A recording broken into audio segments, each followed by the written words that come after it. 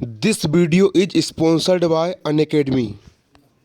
Hello students, Unacademy आपके लिए लेकर आया है 9th और 10th स्टैंडर्ड के लिए महाराष्ट्र स्टेट बोर्ड। यहाँ पर आपको बहुत कुछ मिलेगा। यहाँ पर टॉप एडुकेटर्स महाराष्ट्र के आपको पढ़ाएंगे, फ्री लाइव सेशन मिलेंगे, फ्री टेस्ट सीरीज मिलेगी, फ्री डेली रिपोर्ट मिलेगी और भी बहुत कुछ है जो अवेलेबल है फ्री में। आप YouTube पर भी सेशन अटेंड कर सकते हो बिल्कुल फ्री। यहाँ पर अगर आप मेरा रेफरल कोड यूज करते हो PS1 तो आपको 10% का डिस्काउंट मिलेगा। Go and check out.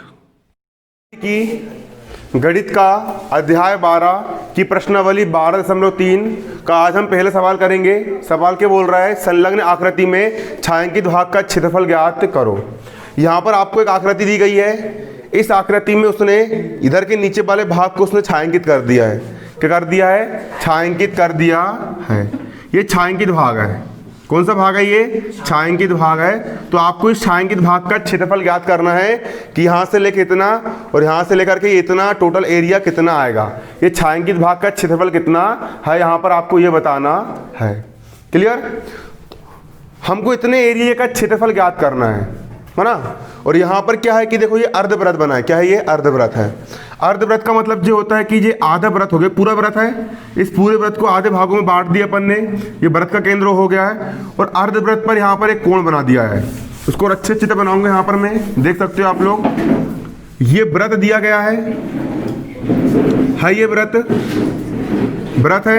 ये बीच में वृत्त का केंद्र हो गया O और यहाँ से उसने ये अर्धवृत्त खींच दिया है। खींच दिया और जहां पर उसने एक बिंदु ये लिया और एक यहां पर ये लिया। क्या नाम दिया उसने? इसको PRQ। इसको P नाम दिया, इसको R नाम दिया, इसको क्या नाम दिया? Q नाम दिया। और इस भाग को उसने छायांकित कर दिया है और बोला कि इस छायांकित भाग का क्षेत्रफल निकालो। और ये भुजा कितने की है? 7 सेंटीमीटर की है। और ये वाली भुजा कितनी है? 24 सेंटीमीटर की है। 24 सेंटीमीटर की है ना। और हम जानते हैं कि अर्धवृत्त पर बना कोण क्या होता है? समकोण होता है। यहाँ पर डालेंगे हम हल और हल डाल करके यहाँ पर लिखेंगे हम जानते हैं कि हम क्या जानते हैं?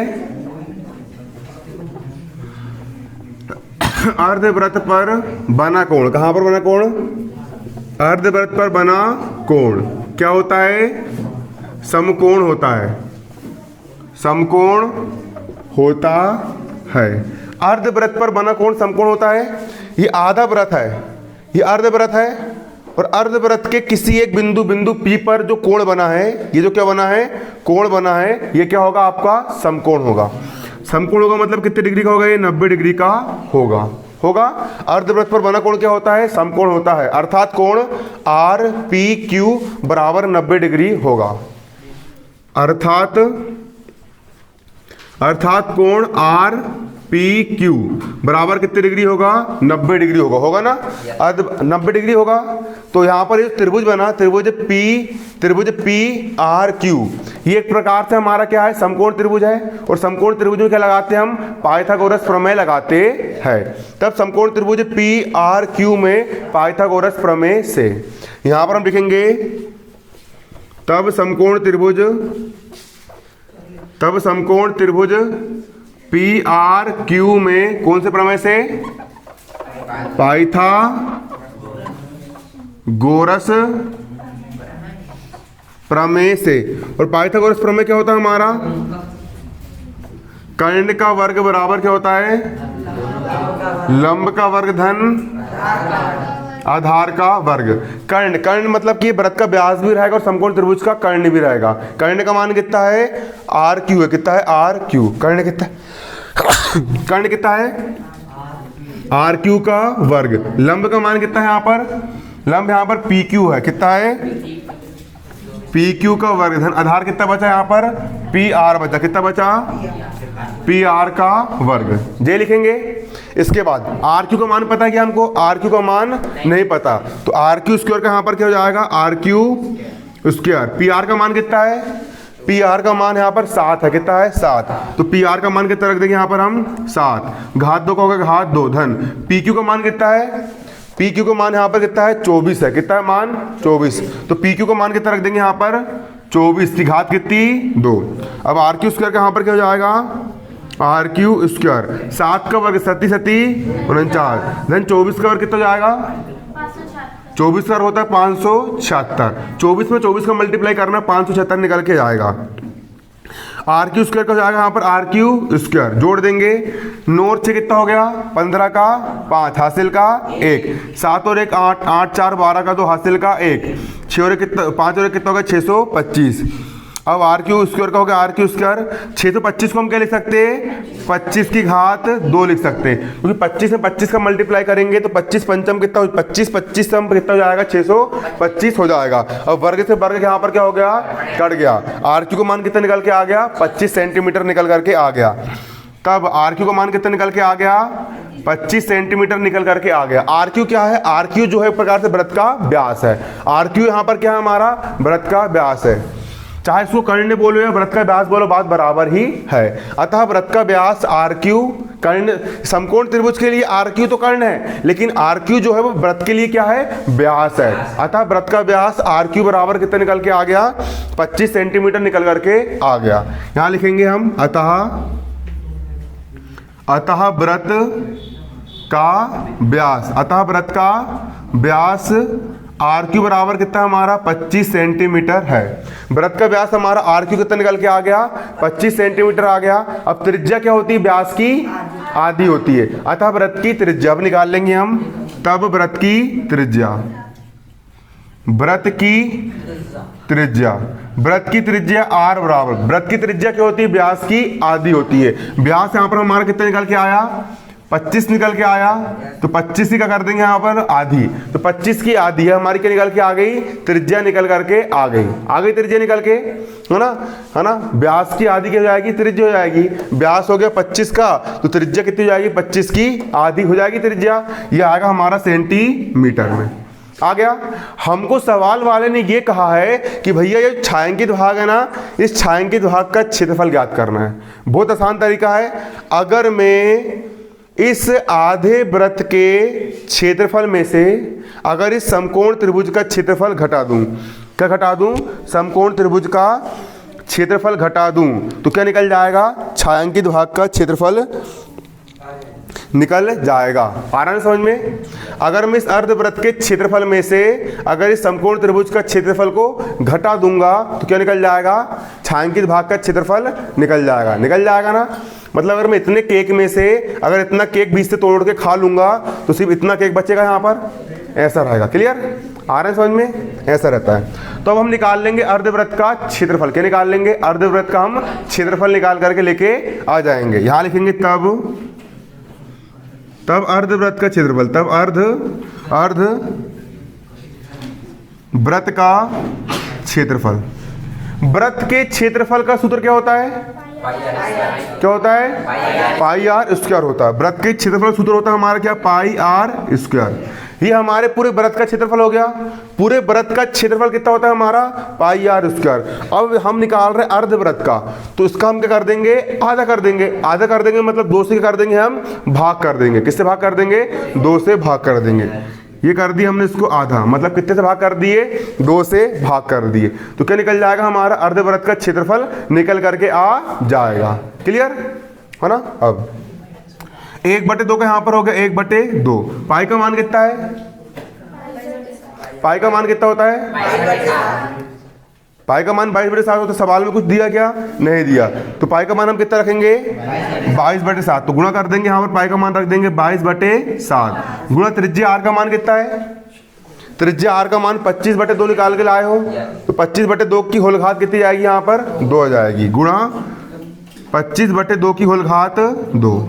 आ गए थे समझ में क्या नहीं आया 25/2 की होल घात कितनी हो गई यहाँ पर 2 हो गई। अब बराबर का बराबर 1/2 काट रहा हूं मैं 2 1 कम 22 में 2 का भाग दूंगा 11 बार जाएगा 2 1 कम 2 1 कम बटे में 7 का 7 गुणा 25/2 की होल घात 2 है मतलब 25 का वर्ग मतलब कि 25 गुणा 25 का वर्ग कितना होता है तो 25 का वर्ग यहाँ पर मैं कर दे रहा हूँ कितना, 600 बटे 2 का वर्ग 2 दूनी कितना होता है, 4 होता है। 2 का वर्ग कितना होता है, 2 दूनी कितना होता है यहाँ पर, 4 होता है। अब 625 में 11 का मल्टीप्लाई करना है, सिंपल। 11 पाँचे 55 का 5 हासिल का 5, 11 दूनी 22, 22 और 5 27 का हासिल का 2, 11 छिक्के 66, 66 और 2 68 बटे में कितना है, 7 चौ 28। और क्षेत्रफल हमेशा काय में आता है, वर्ग में आता है। तो वर्ग सेंटीमीटर, मतलब कि सेंटीमीटर का वर्ग। ये हमारा क्या निकल के आ गया है, ये हमारा यहाँ से लेकर यहाँ तक का टोटल अर्धवृत्त का हमारा क्या निकल के आ गया है, क्षेत्रफल निकल करके आ गया है। क्षेत्रफल निकल के आ गया ना हमारा अर्धवृत्त का। अब हम किसका क्षेत्रफल निकालेंगे, अब हम निकालेंगे समकोण त्रिभुज का क्षेत्रफल। सबसे पहले इतना उतारो जल्दी, सबने उतार लिए, लिखने चालू नहीं करे भैया, हाँ जल्दी उतारो, नोट करो कॉपी में। क्षेत्रफल निकाल लिए। अब हम निकालेंगे इस त्रिभुज का क्षेत्रफल। किसका निकालेंगे हम यहाँ पर, त्रिभुज का क्षेत्रफल निकालेंगे। बारीकी समझो यहाँ पे। अब हम क्या निकालेंगे, त्रिभुज का क्षेत्रफल।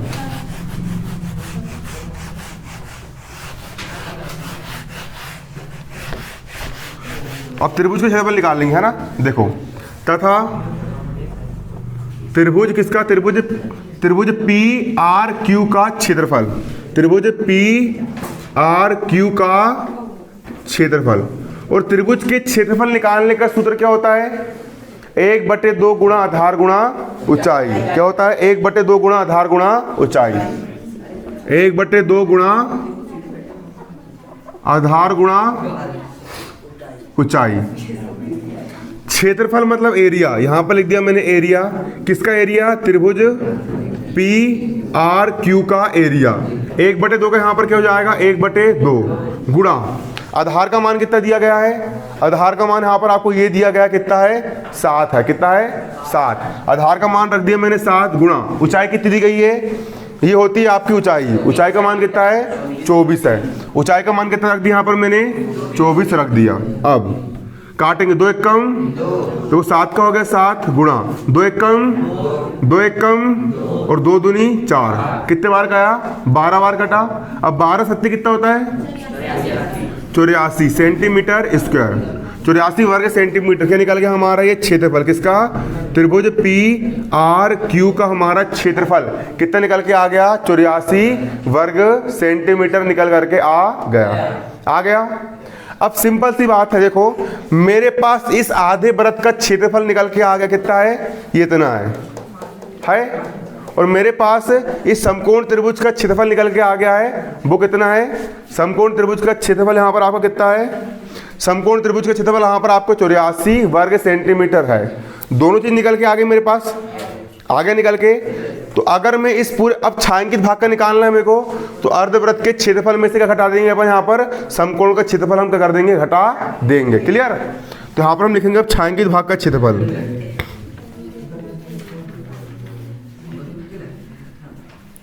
छायांकित भाग का क्षेत्रफल कैसे निकालोगे, अर्धवृत्त का क्षेत्रफल, अर्धवृत्त का क्षेत्रफल माइनस किसका क्षेत्रफल, त्रिभुज पी आर क्यू का क्षेत्रफल। अर्धवृत्त के क्षेत्रफल में से इस समकोण त्रिभुज का क्षेत्रफल माइनस कर देंगे तो छायांकित भाग का निकल जाएगा। अर्धवृत्त का क्षेत्रफल कितना आया यहाँ पर आपका, 6875 बटे 28। क्या घटाएंगे यहाँ से हम इसको, 84 घटा देंगे। घटा देंगे यहाँ से हम 84 घटा देंगे तो क्या बचेगा यहाँ पर हमारा छायांकित भाग का क्षेत्रफल बचेगा।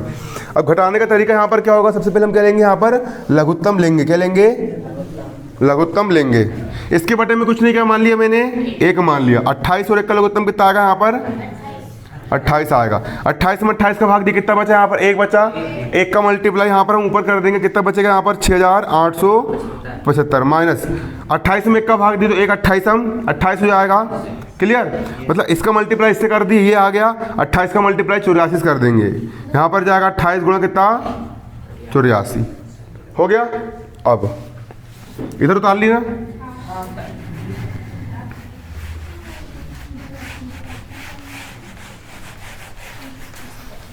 अब बराबर के यहाँ पर कितना हो गया, बराबर 6875 हो गए 6875 माइनस 28 से 84 का मल्टीप्लाई करना है। 2352 कितना 2352 बटे में कितना यहाँ पर 28 28 का यहाँ पर कितना हो गया 28। अब घटाएंगे 5 में से 2 गए 3, 7 में से 5 गए 2, 8 में से 3 गए 5, 6 में से 2 गए 4 बटे में कितना यहाँ पर 28 सेंटीमीटर स्क्वायर। और ये आ गया आपके छायांकित भाग का क्षेत्रफल 4523 बटे 28 सेंटीमीटर स्क्वायर। बनेगा सवाल सबसे सरल है कठिन है? सरल सवाल है।